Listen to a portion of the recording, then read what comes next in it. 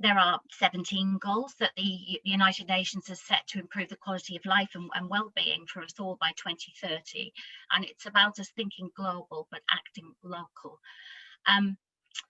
The figures make really uncomfortable reading, and I've done some research on this because I've written a very short blog about it, which you can have a look at on Twitter or on LinkedIn, and we'll share it after the session today. But 736 million people still live in extreme poverty globally. 50% of all of those people are under 18, and 1 person in every 10 is extremely poor.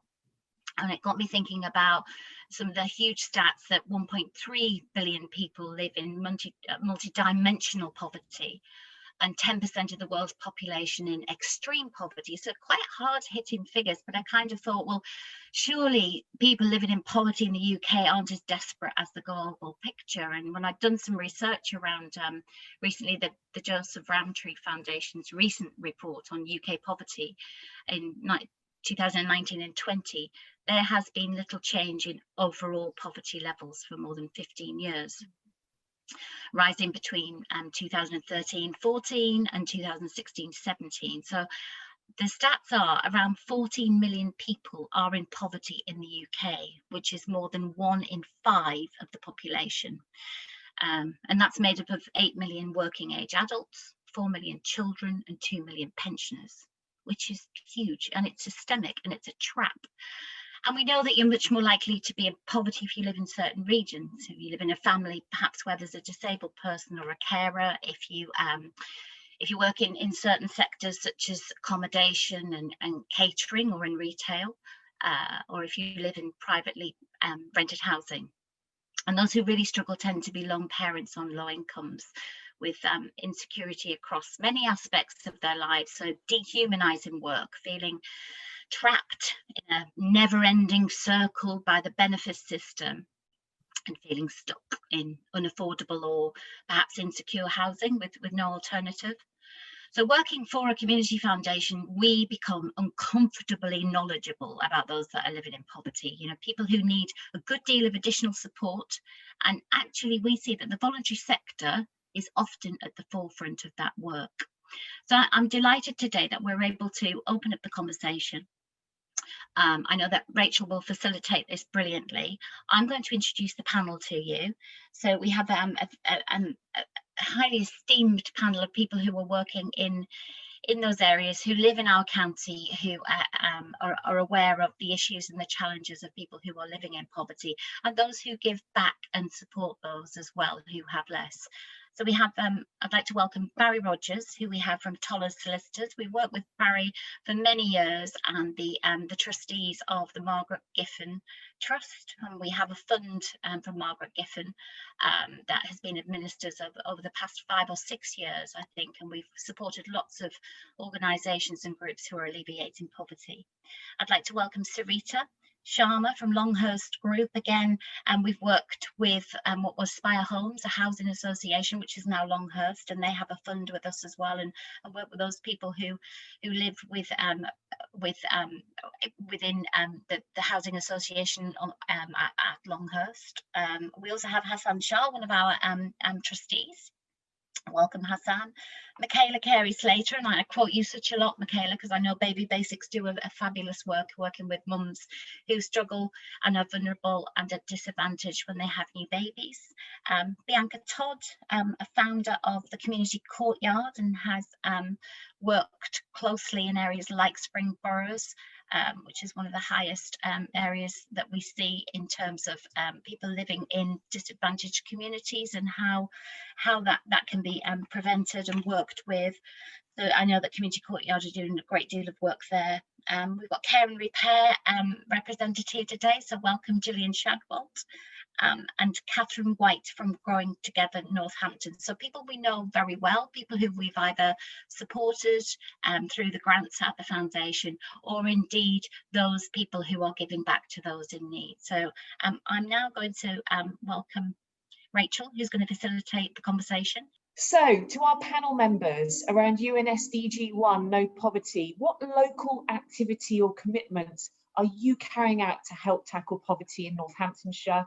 And of course, this could be in your role as a donor, part of a giving circle, a local charity, or even in a personal capacity. And I think we'll start off with Gillian from Care and Repair.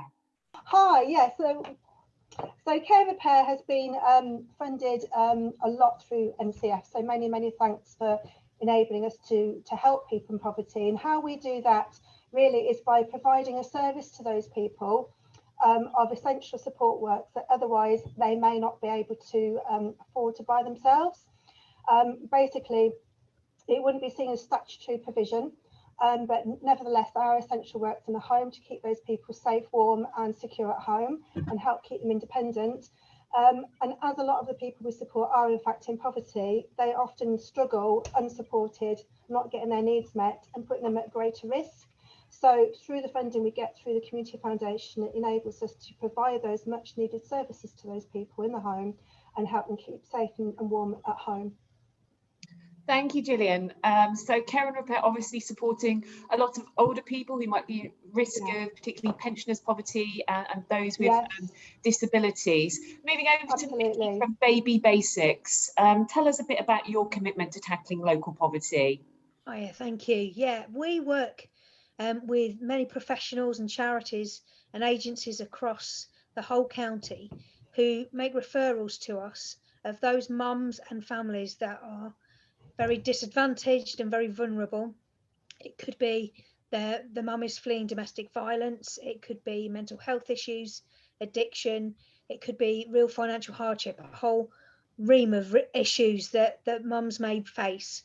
They refer to us and we create a starter pack, a Moses basket filled with items for the first 3 months of a baby's life.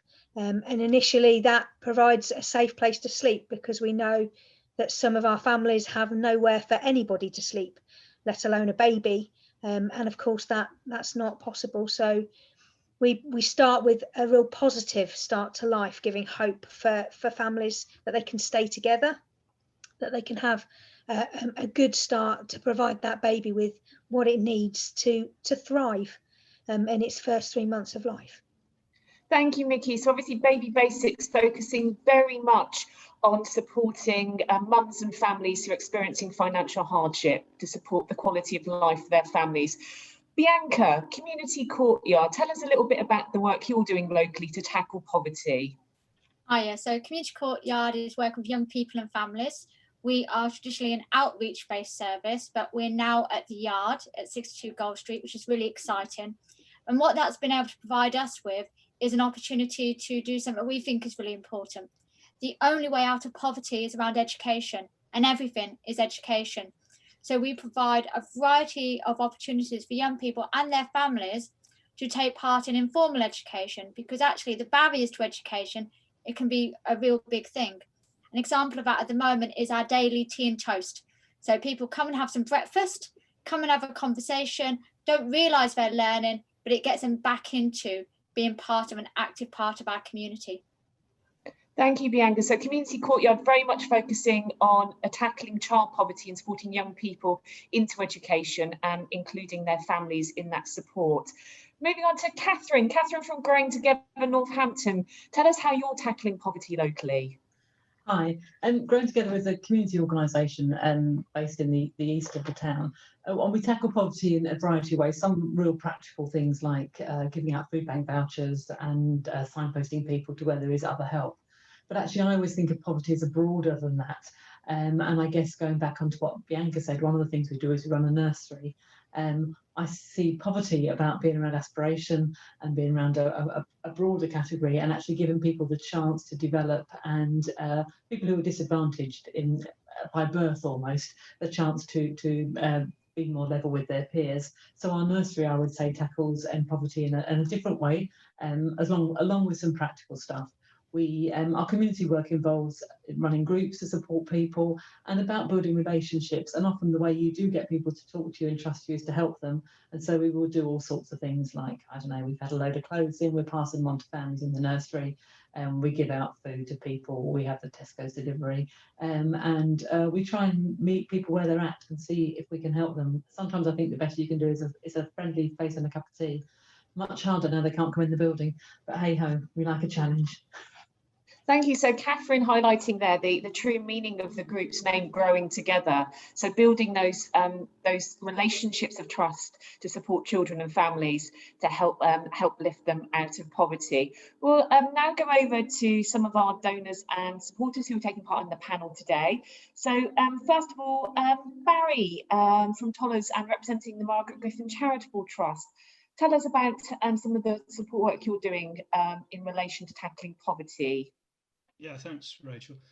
Well, the Margaret Griffin Charitable Trust supports a number of local charities direct, whose objects include relieving poverty in all respects, and also, of course, financial support of NCF.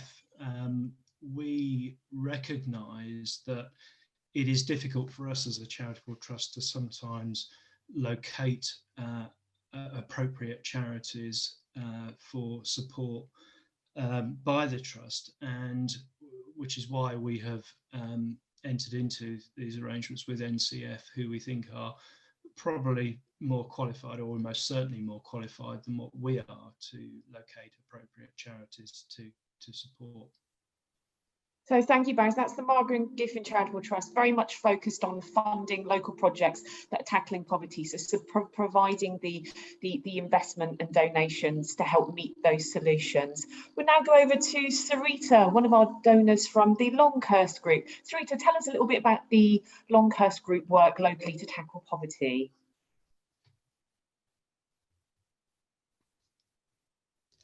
Hello, and thank you so much for inviting me to be on the panel. Longhurst Group are doing an immense amount of work to tackle poverty. Some of my colleagues on the panel now have touched upon a few of the things that we ourselves have discovered for our customers. So child poverty, we found the national average is around 17%, but in an area where we have a lot of customers in Northamptonshire, it's around about 35%. And so we know, in line with that, and education with no qualifications, these things are all interlinked. What we're trying to do for our customers is make sure we can advise them and signpost them to services that will help them. So, for example, we have money advisors who are in place to help our customers to give money advice, help benefit checks and so on. We have income advisors so that they can ask the difficult questions to our customers and make sure they can best advise them to the services that will help them to get out of maybe the poverty difficulty that they're suffering. And we also have a new plan called Pay Plan, which again is independent, debt-free advice to help our customers, to help them get into a better position, and again signpost them to services that will help them. But the main thing is we're trying to keep our customers in their homes and make sure we can advise them and signpost them to the right services. Thank you, Sarita. So the Longhurst Group obviously doing a lot of work to make sure their residents stay safe and well, and providing them with access to services and advice that can help them stay out of poverty and live a decent standard of living. And last but not least, we go on to Hassan, who is one of our trustees, but is also involved in other initiatives. Hassan, what are you doing to help tackle poverty locally? Not enough, I think. What have I done? Being involved with the NCF is a start for me. Getting my practice involved through Friends of the Foundation, which is a good entry point for small businesses to help them get involved with charitable giving. The firm itself also does sort of fundraising, like many of us do in our own sort of daily working lives. I did do a Just Giving page, a personal push during COVID for Black and minority ethnic communities that were disproportionately affected during the pandemic and continue to be so. So that was just a very personal effort that I made, and we didn't raise a huge amount. We raised a couple of £1,000. But what I did learn, and this was fairly recently, what I did learn during that effort was I'd gone in naively thinking that people who end up in poverty, it's because they don't have a job, or because it's an economic problem that they sometimes maybe they've contributed to. And I came out of that 2 or 3 week effort, and I got feedback from all the people who'd got small donations from the amount that we'd collected, realizing actually 50% of the people that were in need were victims of domestic violence. And I'd never made that connection before. No doubt, I mean, it seems obvious now, and I think Mickey touched on it as well, but it hadn't occurred to me. So certainly that is something I've done, but helped me to broaden my understanding of how these problems can arise. And also learning the gritty reality that there are many people in this country who, because of their immigration status, have no recourse to public funds. And so again, something that you're aware of, but actually until you see it and you see the person who's standing in front of you saying, actually, we don't have enough money to feed our children, it doesn't bring the reality home. So I go back to my original answer, which is, I don't think I'd do enough, but I'd like to do more, and hopefully this conversation will inspire me and to do so. Thank you, Hassan. So Hassan, through his role volunteering and fundraising and being part of a giving circle, has highlighted to him in poverty that there are some communities within our local county and indeed within wider society that have been disproportionately affected and at risk of poverty, particularly during this public health crisis, particularly our BAME communities, those at risk from domestic violence, and those with no recourse to public funds. Some of those thematic communities and their high risk you may or may not have been aware of as an audience. So we're going to kind of open up the conversation a little bit and allow for our panel anyway to sort of jump in. This event is, just to let you know, is obviously part of Challenge Poverty Week. And please do, as you're going along, #Challenge Poverty, quote the Northamptonshire Community Foundation with any media comments, social media comments that you make. So I'm going to start off with a quote from Nelson Mandela, presenting this to the panel. Nelson Mandela once famously said on poverty that poverty is like slavery and apartheid, in that poverty is not natural, it is man-made, and it can be overcome and eradicated by the action of human beings. With further resources available to local community groups and charities and the county in general, what local solutions would the panel like to see being funded? And is there any specific type of poverty you think is an urgent priority, such as child poverty, pensioner poverty, or homelessness? So without much further ado, I'll go to Catherine first from Growing Together. Catherine. Hi, sorry, chipping in. I like that question. I like the quote. I think the thing we need to think about is a bit backing on what Hassan said about why people are living in poverty and what we can do to try and support that. So it's much more complicated than thinking of a food parcel. I'm not knocking giving food parcels. They are absolutely the thing that's needed at the time. But actually seeing that backstory, and as Hassan said, getting to meet people and understand their story helps you decide what to do to help them. One of the things we try and do is to work with what I describe as low-level mental health. So people who, from no fault of their own, aren't able to perhaps parent, cope, manage their finances as other people do. And so it's about trying to get in there and support people. So I think it's about those relationships, which I'm always banging on about, but that make the difference to people, to give them a help.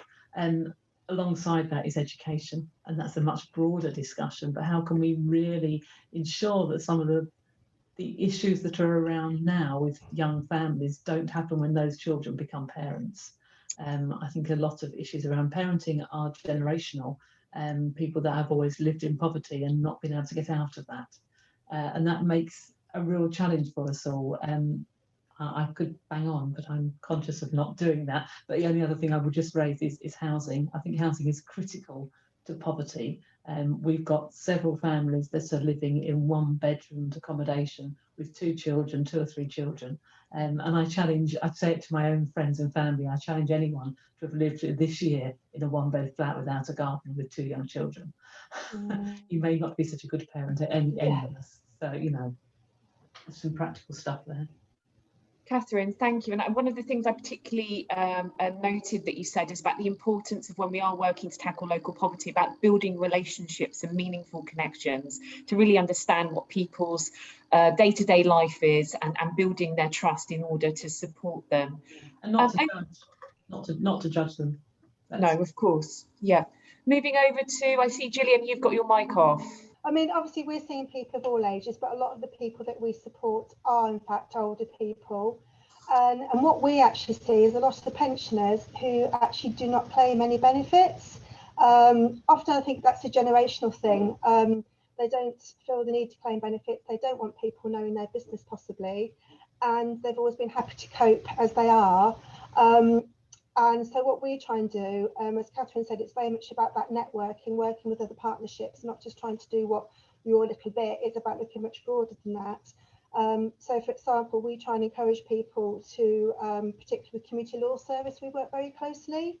So we will try and encourage people to allow us to refer them to get their benefits and things checked as well. From our perspective, that's what we try and do. Because actually quite a lot of the people we support, if they're not claiming benefits, potentially they could be. So that's about education, but also opening up the mindset to allow themselves to, to be referred on to do that as well.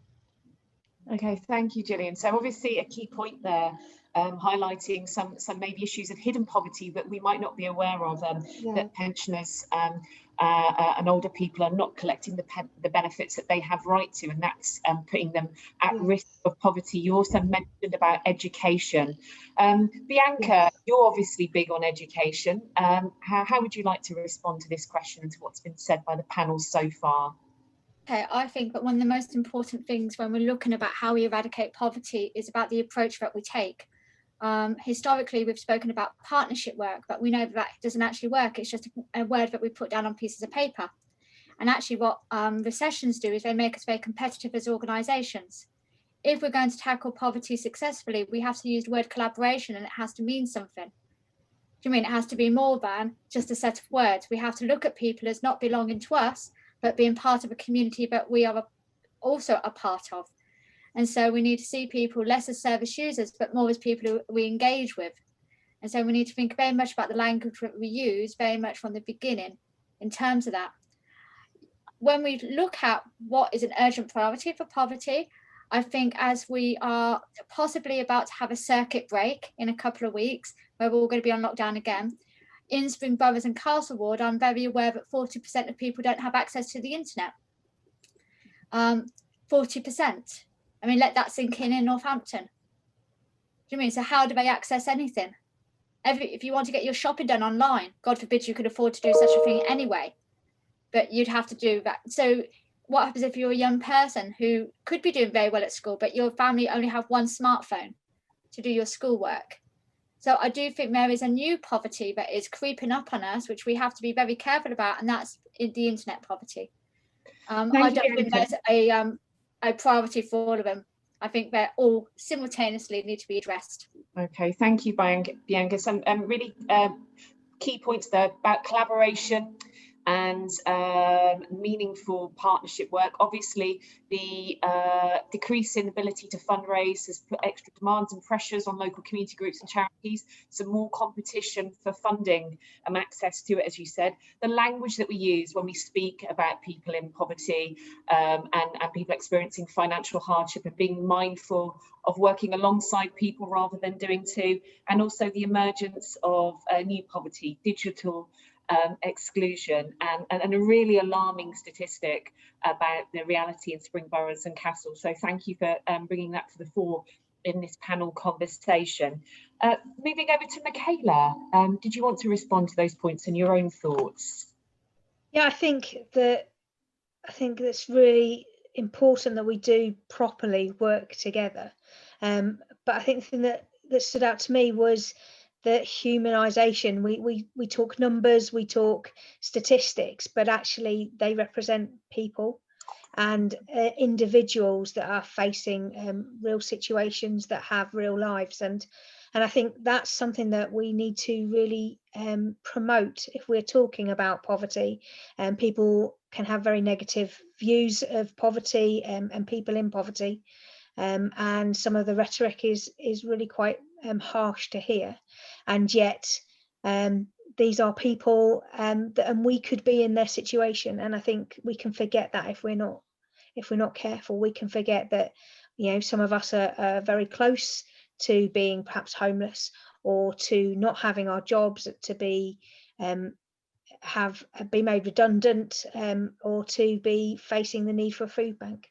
You know, we can I think we need a bit more compassion, and I think that is something that we are going to see grow, particularly as we're facing the ongoing impact of COVID. We're going to see more people facing poverty, and we are going to need greater compassion once more. Thank you, Michaela. You've actually dovetailed nicely after we speak to our next three panel members into the next question. So we're going to tackle that head on in terms of the humanisation of members. But I think you made a really important point there about the fact that we're all probably 1 or 2 paychecks away from being in a set of similar circumstances. And so actually focusing, as Bianca said earlier, seeing people alongside ourselves rather than doing two. And as you quite rightfully say, compassion, leading back to Catherine's point about building trust and meaningful relationships with people that you're helping. We'll move on to speaking to Barry. Barry from Margaret Griffin Charitable Trust. How would you like to respond to the panel and your own thoughts about local solutions? Yeah, it's difficult for me to really respond to this as a funder in terms of the question that's been raised, but I do think it's difficult to prioritise any of the identified types of poverty, and all of them are probably equally urgent priorities. I'm more interested in, as we are doing, hearing the comments and views of the panel as to how they each approach the relief of poverty. Our role as a charitable trust is to provide that financial support. That's where I'm coming from, really. Okay, thank you, Barry. So there are donors and trusts and people of generosity who would like to help invest further resources into the local solutions to help tackle poverty. And there's obviously a role here for us having the opportunity to listen to some of the new emerging elements of poverty and what work's happening on the ground to help us highlight and prioritise some of the approaches that perhaps should be funded going forward. Sarita, would you like to join the conversation at this point and give thoughts? Yes, I'd love to, thank you. One of the key things that I found in my role is all the types of poverty is all interlinked. So for example, homelessness, for somebody to be able to get a home and be able to move up the ladder to get a job, well, if they're homeless, they can't get a job, they can't get into work. Fuel poverty, as a couple of the panel members have mentioned, we've got older people who are unable to heat their own homes, or have prolonging illnesses which negatively will impact other areas of their life. You've got child poverty, fuel poverty, food poverty, and homelessness, and it's all just interlinked. It's such a vicious cycle, and we need to be able to address each one of those. And like Bianca said, Longhair's group are very hot on collaborative working. We can't solve everything on our own, none of us can, but if we all work together and try and have a collaborative approach, use our resources together, and that's our skill set, our knowledge, and any finances we can bring into it, we'll be able to help a lot more people. And what we try to do as an organisation, it's from our research, and what we've found is we can provide the homes and the bricks and mortar, but our customers need more than that. We have communities that need more support, and as I mentioned before, that's where our money advisors come in, our income advisors. We offer counselling services. We work with the local food banks. When COVID first started, we knew the food banks were struggling. So we knew that trying to get them food would be very difficult because my own colleagues were struggling. So what we realised would be better is to give a cash donation so they could hit into their own resources to get the supplies that they needed for their customers. Thank you, Sarita. So a prescient point there about poverty is poverty is poverty. It doesn't matter if it's period poverty, child poverty, pensioner poverty, food poverty. They're all a priority if it's impacting on people's ability to have a basic or expect a basic standard of living. And the importance too of collaboration, that's echoing another panel member's comments on that, and working strategically together to help tackle poverty locally. Hassan, your final comments before we move on to the next question around what's been said so far in local solutions. I want somebody to invent a thought control machine. I think it's called the press, isn't it? And why I say that is because the psychology and the thinking is, I think, for me, where the solution is. It's so easy for us to think, especially during times of recession, I need to keep what's mine. Have I got enough for myself? Have I got enough for my own family? And then also, why do we bother trying to, feed the world and feed everybody else? We can only ever scratch the surface. So why do we bother at all? And that's a really dangerous way to think, but it's a really widespread way of thinking, and it's more so at the moment. It's a popular way of thinking. Do our politicians exploit those fears and help cash in on that for their own political purposes? So the thinking, the thought, Michaela spoke about compassion and humanity and rhetoric, and it's all of those things, but I think a way of getting us all and holding our politicians to account as well for some of their rhetoric and some of their sometimes divisive tactics. So I don't want to launch into a political diatribe, and you should have the ability to mute me yourself, Rachel, I think. But I think that's what I wanted to say. Thank you, Hassan. I think what I would sum up in what you're trying to say there is, where have we along the way lost the belief in the common good, and the belief in the common good, a good life for everybody, as opposed for prioritising oneself? And I think that moves really well into our next question to the panel, and that is, how do you think we can all work together, and particularly here in Northamptonshire, to help shift negative attitudes or stereotypes about people who are living in poverty? And I will start with Catherine. Hi, thank you. Thanks for being first again, Rachel. I think it's a real issue actually about the attitude towards poverty, and I think it's a difficult one. I've been sidetracked by listening to reading some of the chat stuff, and I think this is the things that we've talked about are national issues, probably global, but let's keep realistic, and we can't deny the sort of political aspect to a lot of where we're at. So I think we do need to do some campaigning type work. And I know the foundation have been good at trying to encourage that to happen. I think you need to tell stories so people realise that thing we all say we're only 3 paychecks away. I think a lot of people it's less than that. We don't have a paycheck to begin with, and just what that really must feel like is helpful to help get people to understand it. I think generally people who aren't in this world like us don't understand the impacts of 10 years of austerity and how few services there are out there for people. People still think that social workers go and visit someone in their home. Well, how ridiculous would that be in this current climate? No one does anything like that. No one gets that sort of support, and our families out there are completely isolated. And I think that is a reflection of you say years of austerity. I'm rambling, so I'll shut up. No, I think your point is prescient, Catherine, about people in positions of privilege don't understand the realities perhaps of day-to-day life, and how close many of us are potentially to experiencing poverty, and the impact of the budget cuts to local authorities and services, where people would normally have taken to a certain extent for granted a well-resourced safety net. That's no longer there, and perhaps organisations like yours are picking up the pieces. Moving on to Nikki from Baby Basics. How do you think we can help shift negative attitudes towards people who are living or experiencing poverty?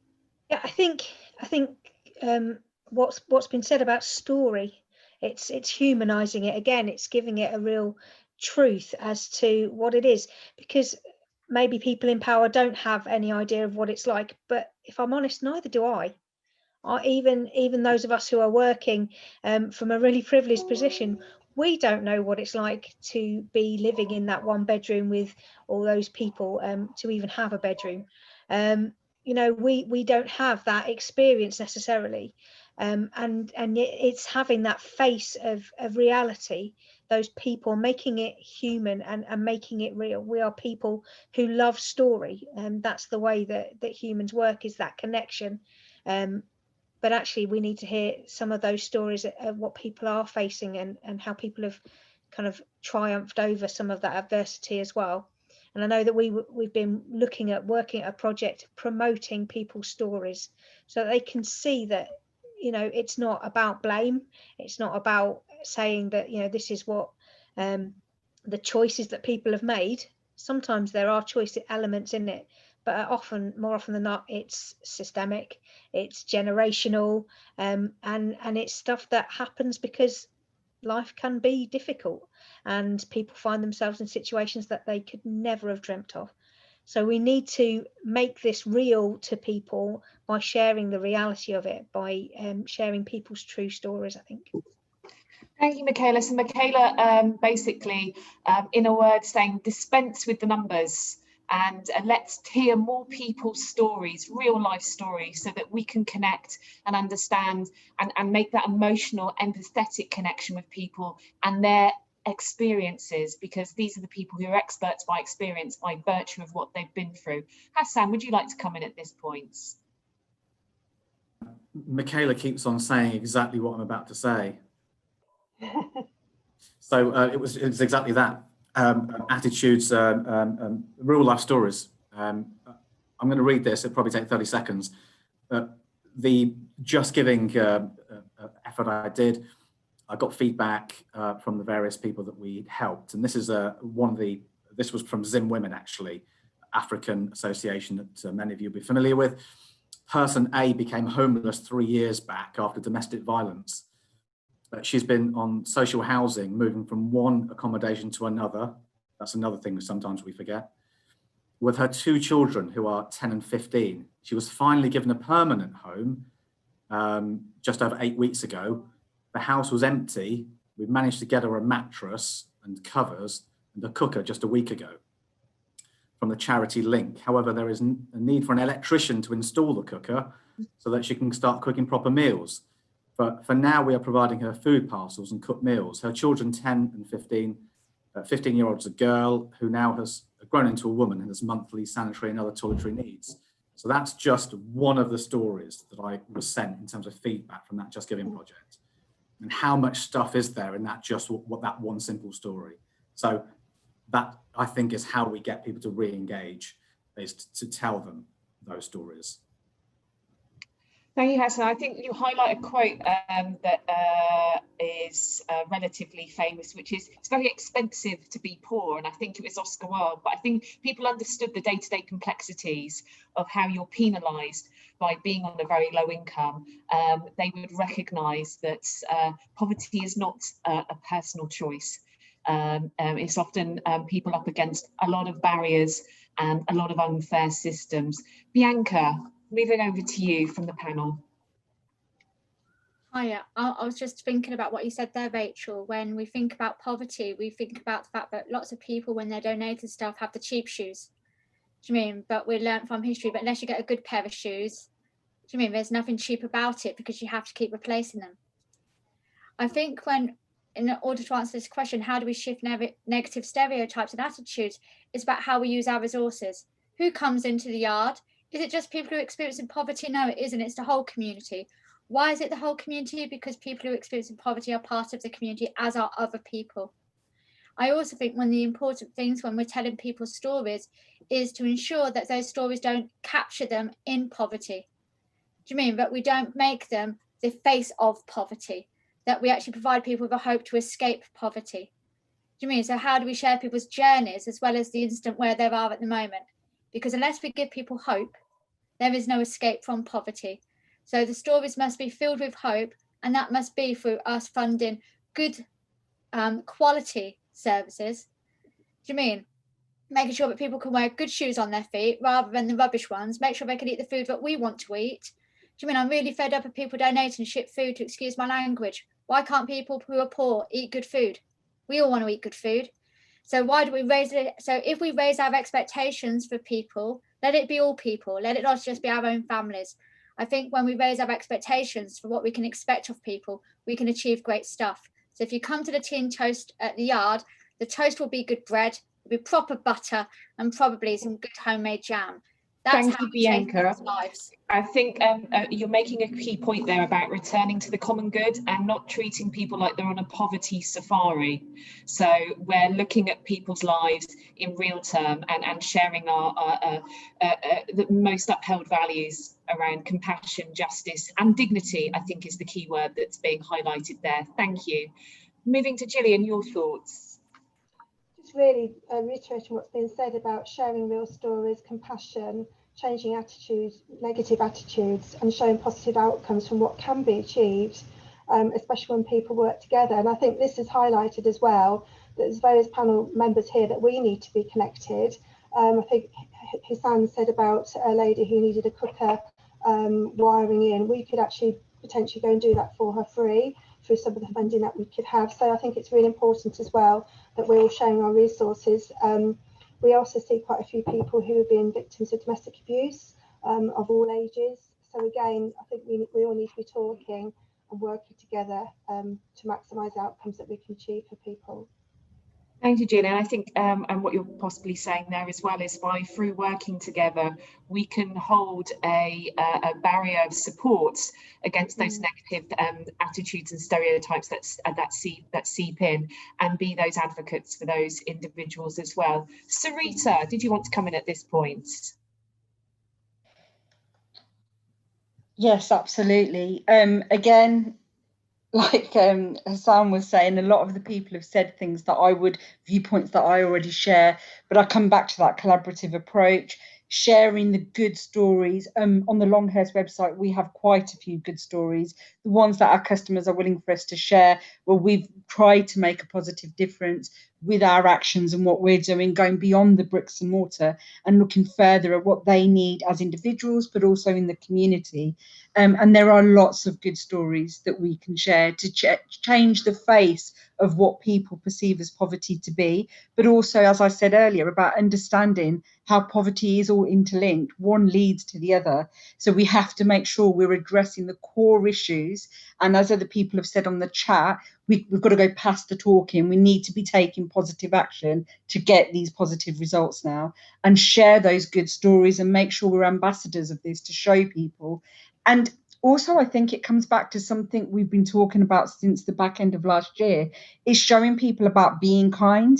No judgment is necessary. Just be kind, one human being to another. How can we help each other?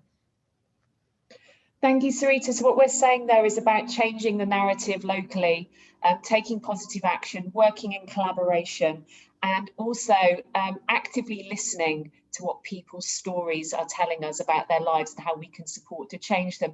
Barry, any final thoughts before we move on to the final question? Yeah.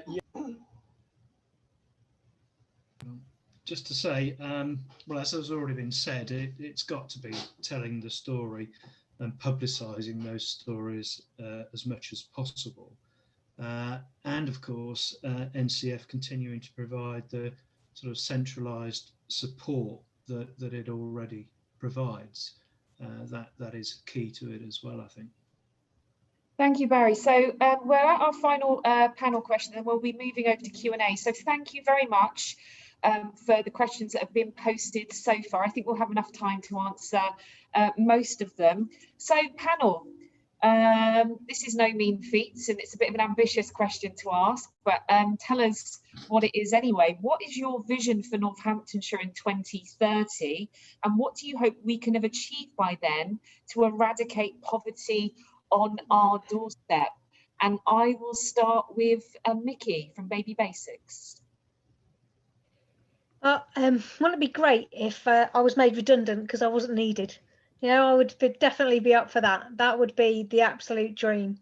For Baby Basics, our vision is that every child, every baby in Northamptonshire has a safe place to sleep, just to protect them. And that's kind of what we're working towards. And I think realistically, that's not just going to come through us doing what we do on a day-to-day basis. You know, we need what we do, and it's vital and it's fantastic. But I think it's that systemic change. I think we need to be campaigning. I think we need to see things come from the top down. Our communities are amazing, and we wouldn't be able to do what we do without our community, who do surround us, who perhaps do understand, who give so much to us as a charity. But we're kind of fighting fire.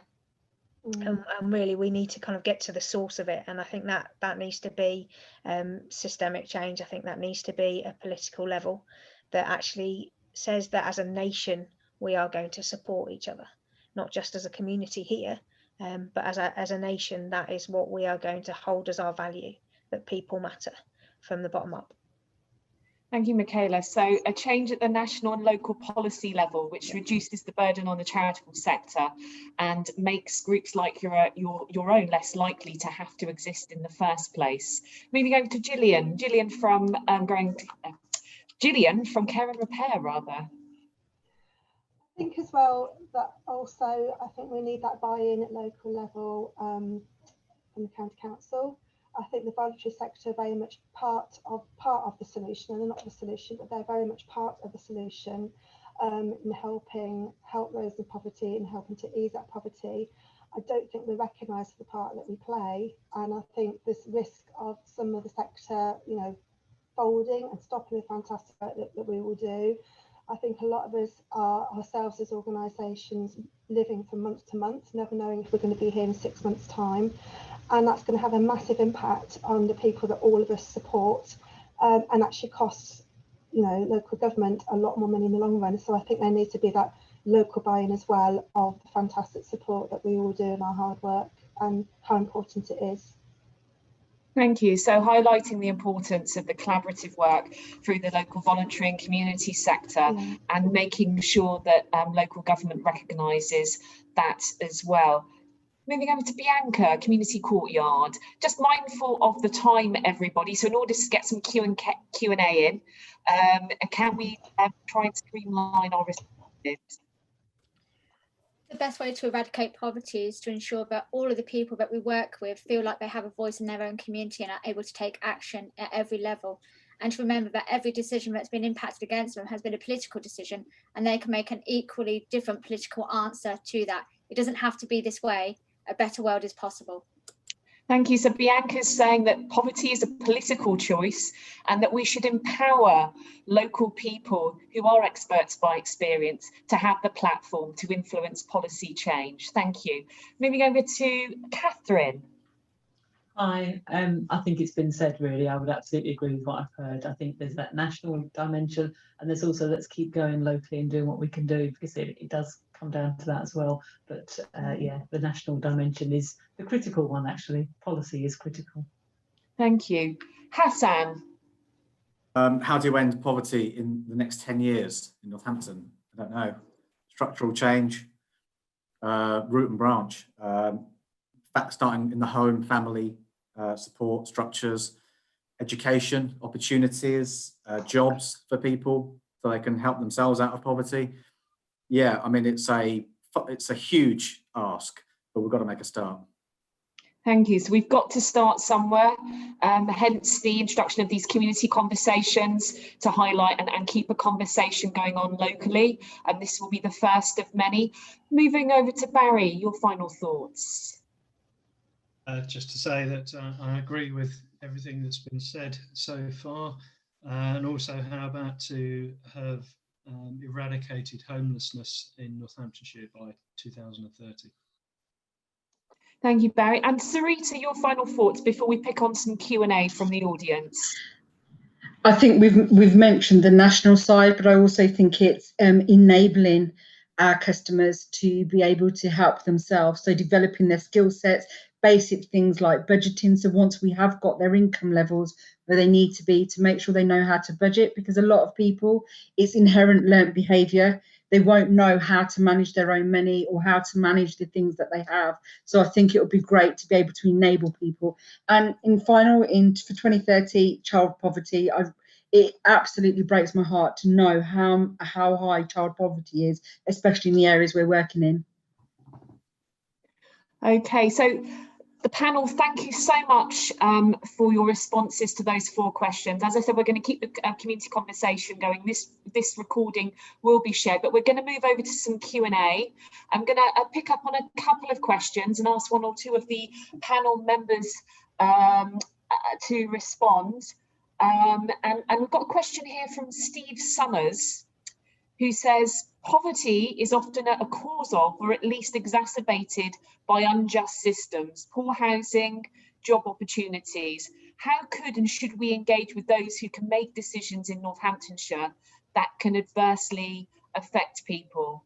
And I'll go to Catherine to respond to this one.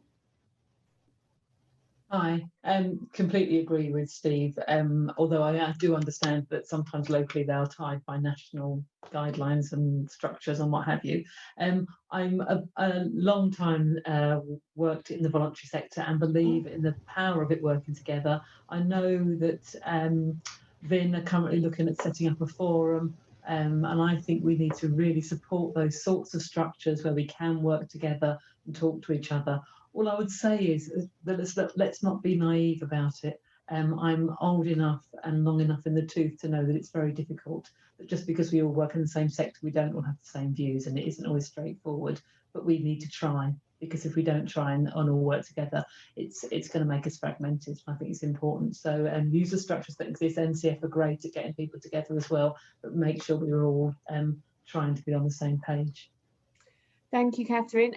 Judy and Paul from HD Media have made a comment that they think it's really important to always keep an eye on the national situation. And it's very easy to say think global, act, or think global, act local, but much harder to do this. And if we all start making a small and local difference, we can really have a big impact locally. Bianca, what's your thoughts about that? Thinking global but acting local. I like to think that we're all led by the global. Do you know what I mean? We start off with the environment, we think about the housing, we know that COVID is global, and all we can do at those moments is do something in our own homes, in our own community. Do you know, we can't change everybody's world, but we can change somebody's world. And that's the challenge, isn't it? We don't have to change everybody, but if we all change a couple of people's world, and quite frankly, Northampton isn't just going to exceed in 2030. We're going to be one of the best places to live in the country. It's completely possible. A better Northampton is possible. And quite frankly, with the people on the panel, it's doable. Thank you. So that's Bianca showing a kind of endorsement of the think global, act local, leave no one behind message from the United Nations, and celebrating the calibre of the charitable sector and those who give generously locally. We've got a final question here from Nikki Farah Hayton from Home Start. And she is asking the question to the panel. I'm very interested to hear what the panel's views might be to working towards reducing the very real housing crisis that is facing a very large number of people that they're currently working with. And I'll open that up. I'll start with Gillian from Care and Repair. That's a really hard one to answer. I mean, obviously from our perspective, we're trying to keep people in their homes, so helping to avoid unnecessary homelessness. If people are supported in the home to remain there, that obviously helps reduce the pressures on more people becoming homeless, when actually that could be avoided with necessary resources being put into place. So I think that's a really good start with that. Okay, passing on to Mickey. Yeah, housing. don't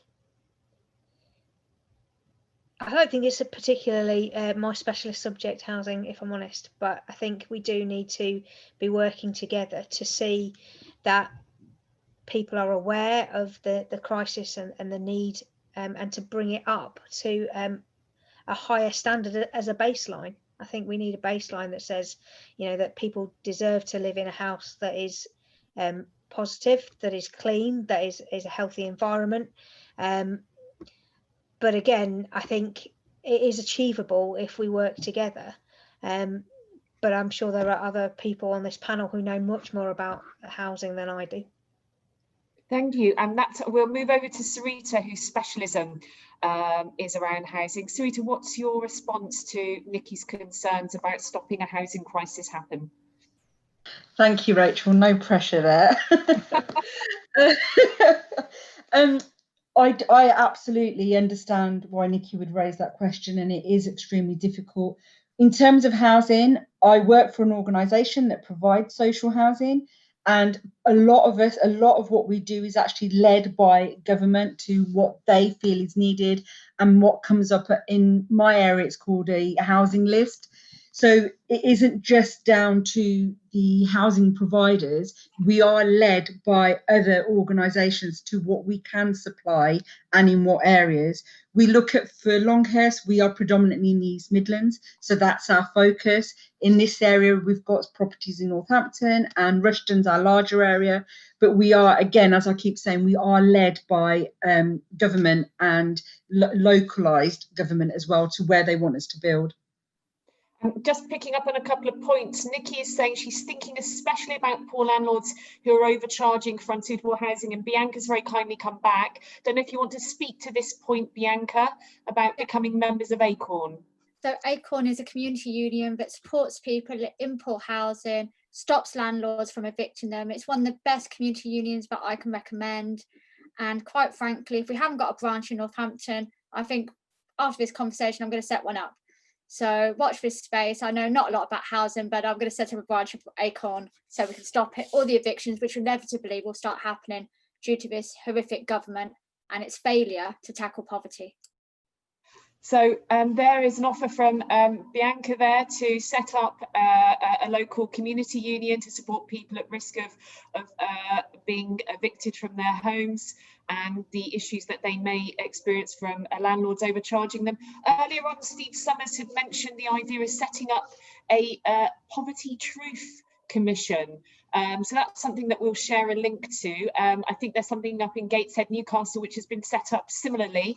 We have recently taken part of it as a food poverty scrutiny panel, and I assume that it's something similar. It's holding local change makers to account. I've been really inspired by the contributions to the panel, their dedication, their commitments, and I've been kind of really shocked by some of the statistics that have been mentioned, such as the levels of digital exclusion which are taking place within our community. I think there is a lot of goodwill and specialism and expertise here to help tackle some of the pressing issues around poverty within Northamptonshire and within the respective areas that we work. We've seen a lot highlighted about collaboration, the challenges to the charitable sector in terms of access to funding, the need to tell people's stories with dignity and allow them a voice, as well as moving away from numbers and sharing stories and good news stories about how people, through a bit of support and help, can get back on their feet. And just to reiterate the point that Victoria made, that 1 in 5 UK citizens are living in poverty, and some of those individuals, their basic human needs are not being met. And as a group and as a network, we're going to continue community conversations across, you will see the United Nations Sustainable Development Goals behind me, across these themes, and keep the community conversation going in order for us to be able to commit to helping tackle that United Nations Sustainable Development Goal. Hassan is going to say thank you to the panel and thank you to our audience. Hassan. Yeah, thank you. It was donors, those who are working at the coalface in the communities, our audience, NCF, everybody, thank you so much for being involved.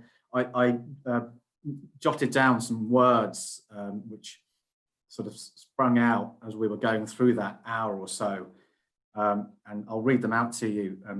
It's education, hidden poverty, digital exclusion, and some of this stuff, as I say, is unless somebody says it to you, you hear it in the ether and ignore it.